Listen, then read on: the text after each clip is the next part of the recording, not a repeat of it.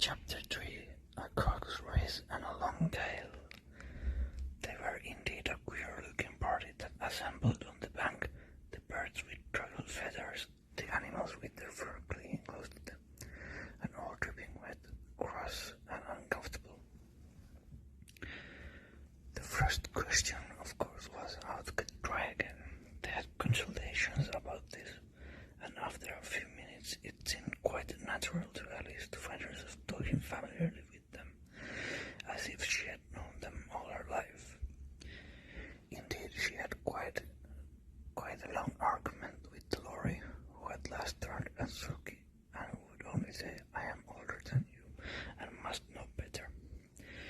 And this Alice would not allow without knowing how old it was, and as the Laurie positively refused to tell its age, there was no more to be said.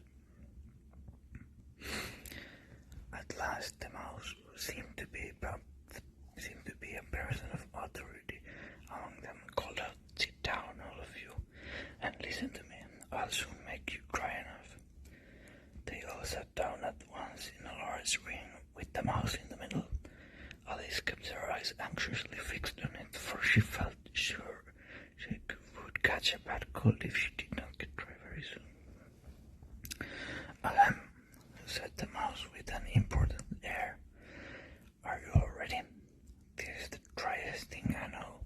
Silence all around, if you please." William the Conqueror, whose cause was favoured by the Pope, was soon submitted to by the English, who wanted leaders and had been of late much accustomed to usurpation and conquest. Edwin and Morcar, the Earls of Mercia and Northumbria. "Oh," said the Laurie with a shiver. "I beg your pardon," said the mouse, frowning, but very politely. "Did you speak?" "Not I," said the Laurie hastily. "I thought you did," said the mouse. "I proceed.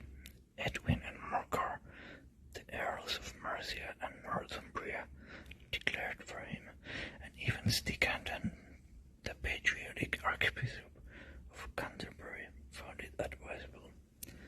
"Found what?" said the duck. "Found it," the mouse replied, rather crossly. "Of course you know what it means." "I know what it means well enough. When I find a thing," said the duck, "it's generally a frog or a worm. The question is, what did the Archbishop find?" The mouse did not notice this question, but hurriedly went on. "Found it advisable to go with Edgar Atheling, to meet William and offer him the crown. William's conduct at first was moderate, but the insolence of his Normans. How are you getting on now, my dear?" it continued, turning to Alice as it spoke. "As wet as ever," said Alice in a melancholy tone. "It doesn't seem to dry me at all." "In that case," said the dodo solemnly, rising to its feet, "I move that the meeting adjourn for the immediate adoption of more energetic remedies." "Speak English," said the eaglet. "I don't know the meaning of half those long words, and what's more, I don't believe you do either." And the eaglet bent down its head to hide a smile. Some of the other birds tittered audibly. "What I was going to say," said the dodo in an offended tone, "was that the best thing to get us dry would be a cock's race." "What is a cock's race?" said Alice. Not that she wanted too much to know, but the dodo had paused as if it thought that somebody ought to speak, and no one else seemed inclined to say anything. "Why," said the dodo, "the best way to explain it is to do it. And as you might like to try the thing yourself some winter day, I will tell you how the dodo managed it. First, it marked out a race course in a sort of circle. The exact shape doesn't matter, it said. And then all the party were placed along the course, here and there. There was no 1, 2, 3 and away, but they began running when they liked, and left off when they liked, so that it was not easy to know when the race was over. However, when they suddenly called out, "The race is over." And they all crowded around it, panting and asking, "But who has won?" This question the dodo could not answer without a great deal of thought, and it sat for a long time with one finger pressed upon its forehead, the position in which you usually see Shakespeare in the pictures of him, while the rest waited in silence. At last the dodo said, "Everybody has won, and all must have prizes." "But who is to give the prizes?" quite a chorus of voices asked. "Why, she, of course," said the dodo, pointing to Alice with one finger, and the whole party at once crowded round her, calling out in confused way, "Prizes, prizes!" Alice had no idea what to do, and in despair she put her hand in her pocket and pulled out a box of comfits. Luckily the Saltwater had not got into it, and handed them round as prizes. There was exactly one apiece all around. "But she must have a prize herself, you know," said the mouse.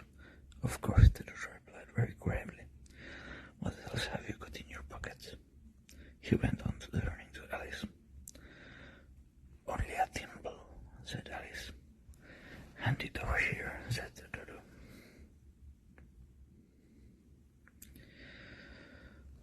Then they all crowded round her once more, while the dodo solemnly presented the thimble, saying, "We beg your acceptance of this elegant thimble." And when it had finished this short speech, they all cheered. Alice thought the whole thing very absurd, but they all looked so grave that she did not dare to laugh, and as she could not think of anything to say, she simply bowed and took the thimble, looking as solemn as she could. The next thing was to eat the comfits. This caused some noise and confusion, as the large birds complained that they could not taste theirs, and the small ones choked and had to be patted on the back. However, it was over at last, and they sat down again in a ring and begged the mouse to tell them something more. "You promised to tell me your history, you know," said Alice, "and why it is you hate C and D," she added in a whisper, half afraid that it would be offended again. "Mine is a long and sad tale," said the mouse, turning to Alice and sighing. "It is a long tale, certainly," said Alice, looking down with wonder at the mouse's tail. "But why do you call it sad?" And she kept on puzzling about it while the mouse was speaking, so that her idea of the tale was something like this.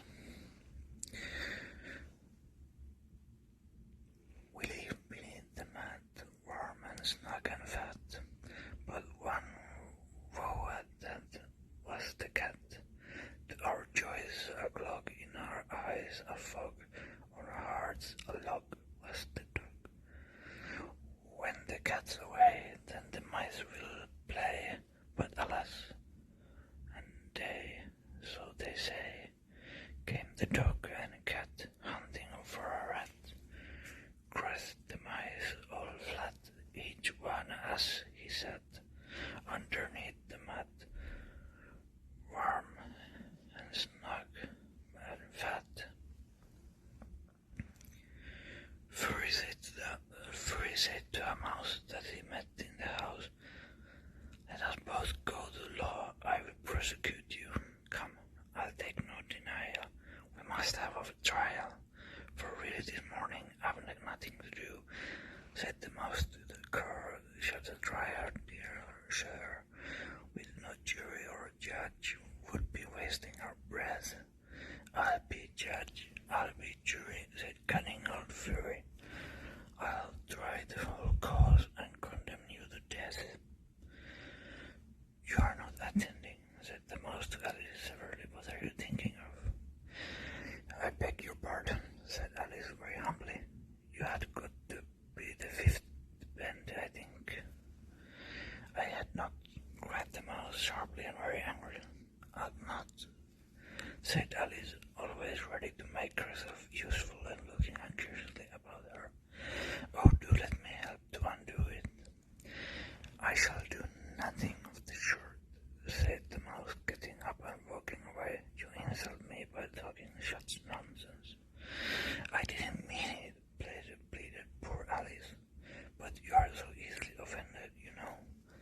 The mouse only growled in reply. Please come back and finish your story, Alice called after it, and the others all joined in chorus. Yes, please do. But the mouse only shook its head impatiently and walked a little quicker. What a pity it wouldn't stay, sighed Lorry as soon as it was quite out of sight, and an old crab took the opportunity of saying to her daughter, Ah, my dear, let this be a lesson to you never to lose your temper. Hold your tongue, Ma, said the young crab, a little snappishly. You're enough to try the patience of an oyster. I wish I had Tina here. I know I do, said Alice aloud, addressing nobody in particular. She'd soon fetch it back.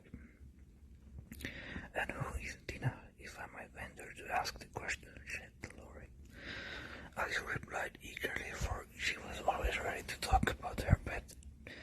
Tina's our cat, and she's such a capital one for catching mice, you can't think. And oh, I wish you could see her after the birds.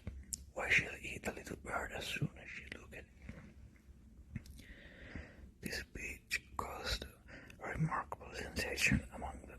Hardly some of the birds hurried off at once. One old magpie began wrapping itself up very carefully, remarking, I really must be getting home. The night air doesn't suit my throat. And a canary called out in trembling voice to its children, Come away, my dears. It's high time you were all in bed. On various pretexts they all moved off, and Alice was soon left alone.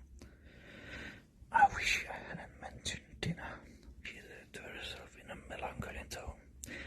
Nobody seems to like her down here, and I'm sure she's the best cat in the world. Oh, my dear Tina, I wonder if I shall ever see you anymore.